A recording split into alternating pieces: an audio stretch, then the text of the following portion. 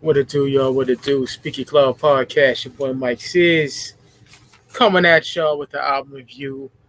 Haven't done an album review in quite some time. One of my subscribers asked, could I review this? So I was gonna do it anyway because I reviewed the first installment of this album last year, and I'm talking about Nas King's Disease 2. Nas King's Disease 1 dropped last year. I did like that album quite a bit. And this album right here, boy, like hip hop, like the hip hop community right now is so fickle and fucking just mad at the world. Like you go to fucking, Twitter and you just hear like a constant fucking, array of bitching. You know what I'm saying? And I never got that shit because this is a great album. You know what I'm saying? And we'll get into that. Like last year, I seen a lot of motherfucking, mixed reviews. Some liked the record, some didn't like the record. You can't please everybody, but I like the album. Is it fucking Illmatic like everyone wants it to be? And it was written, which that gets shitted on too. I don't know why for the life of me. I like it better than fucking Illmatic, to be honest. But Nas is still rapping very well, man. And he's showing it. So let's get right to this shit, man. Without further ado, Nas King's Disease 2.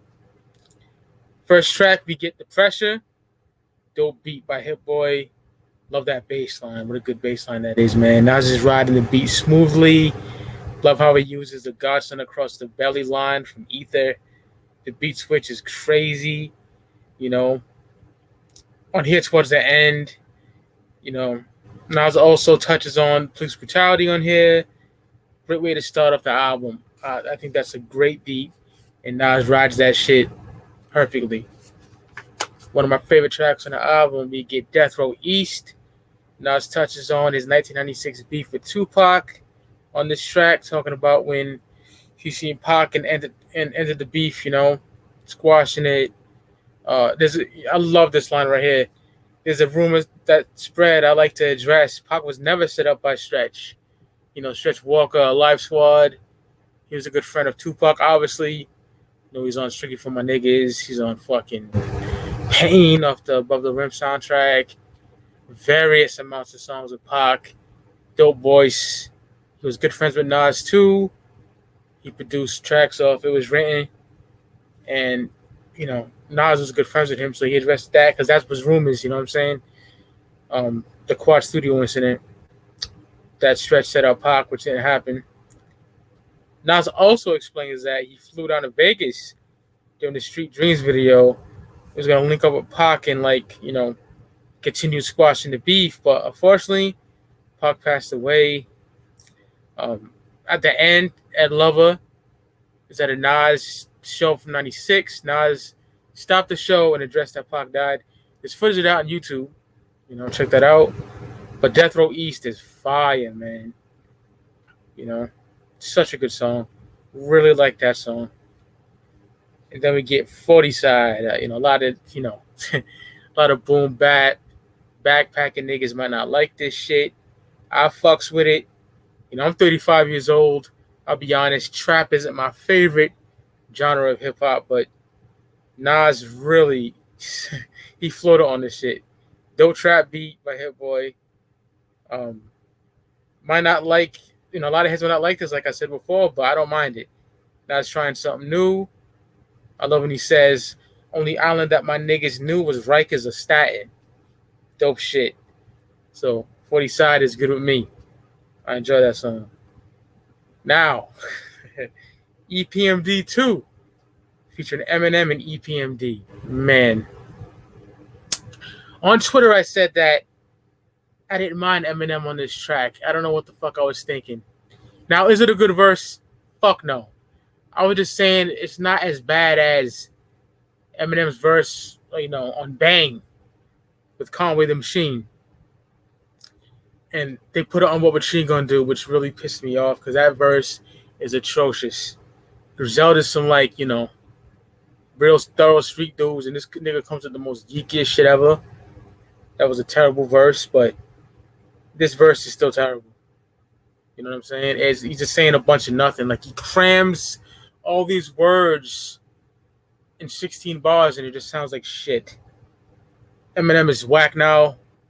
I like the first 3, like, mainstream albums, you know, the retail albums. I don't really count Infinite. Niggas go crazy over Infinite. That shit is underrated. Bad sound quality. I do like the song Infinite, but that's where it ends.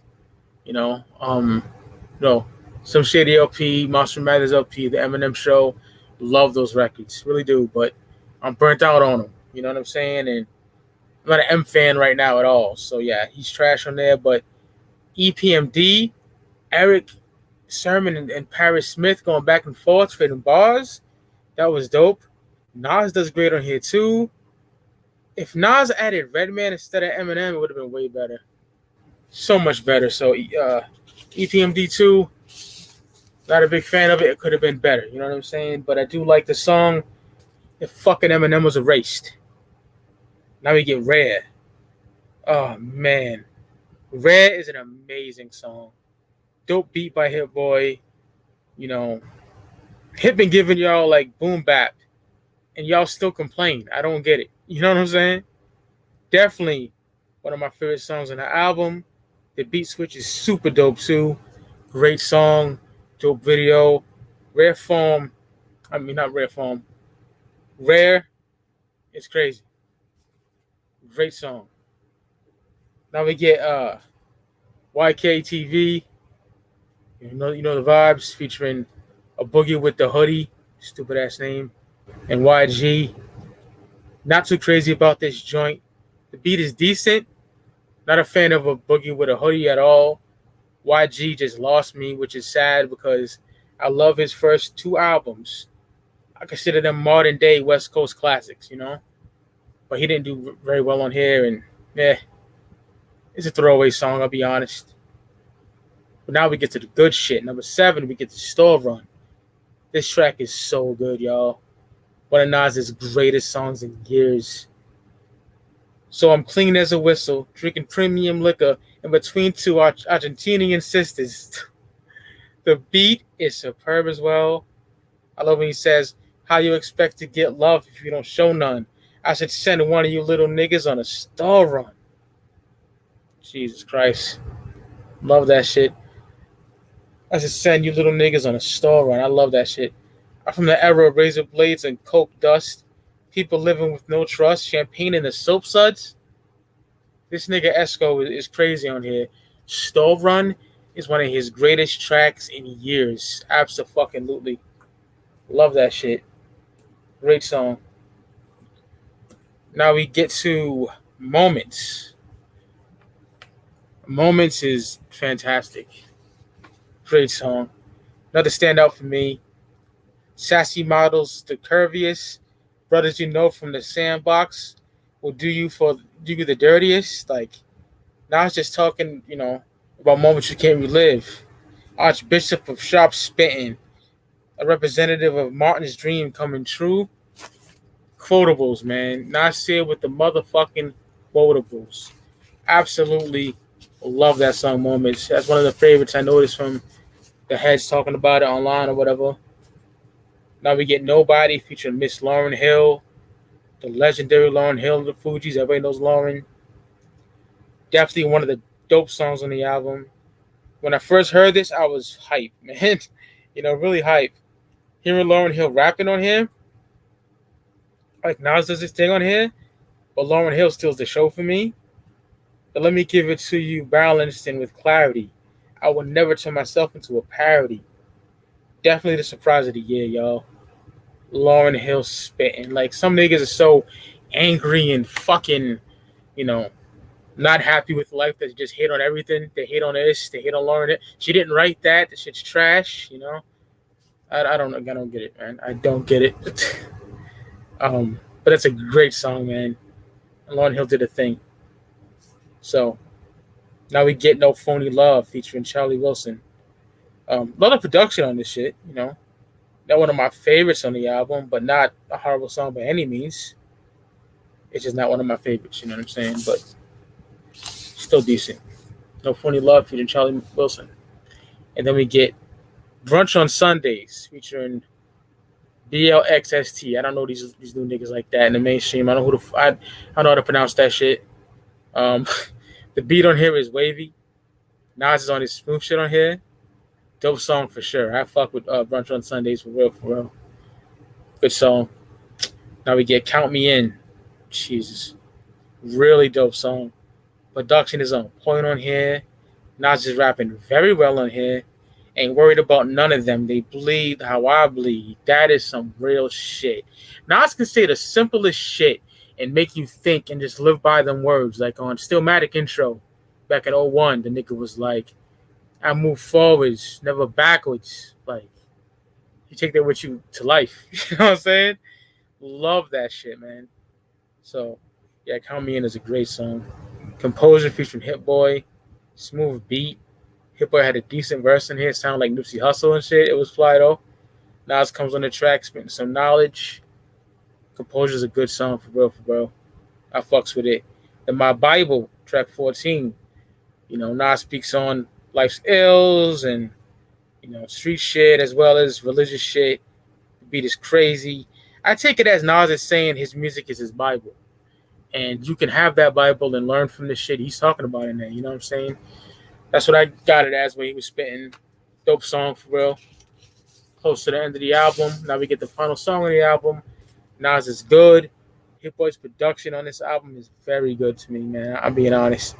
Nas did a dope job with the lyricism on here. Niggas would not survive on my hood. Pull up with all of my jewels on. And Nas is good. Amazing song. Fantastic way to end the album.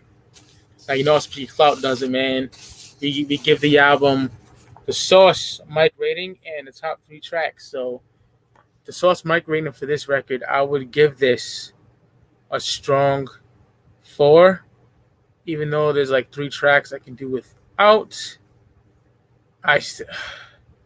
See, a 3.5 I was thinking. But I think I gave King's Disease last year a 4 too. And I like this better than King's Disease. I don't want to give it a 4.5 because the Eminem verse is just fucking horrendous.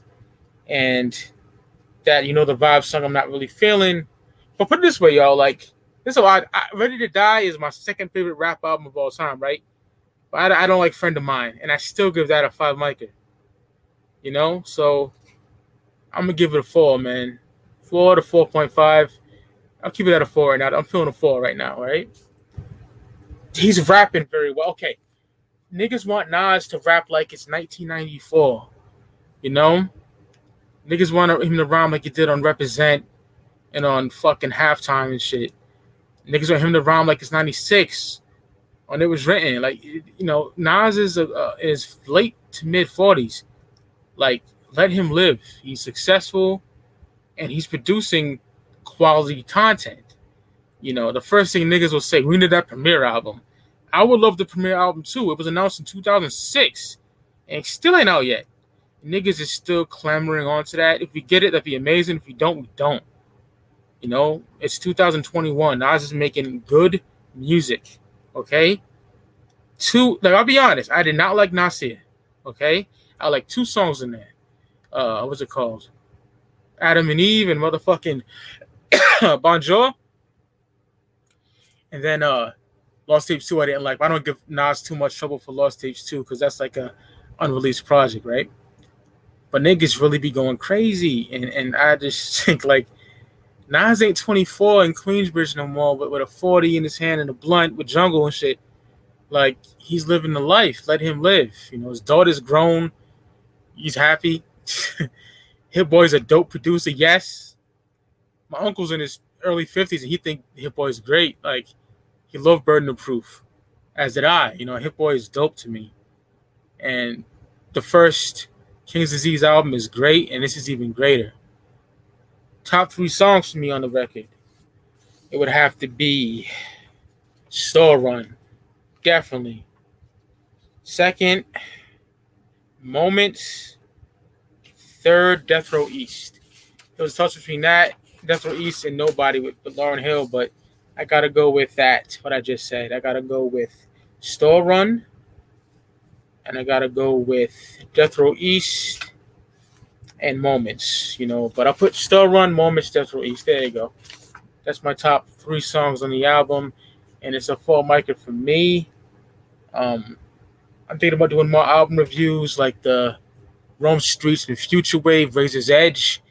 There's only one album review on YouTube, and that's kind of sad because that album is crazy.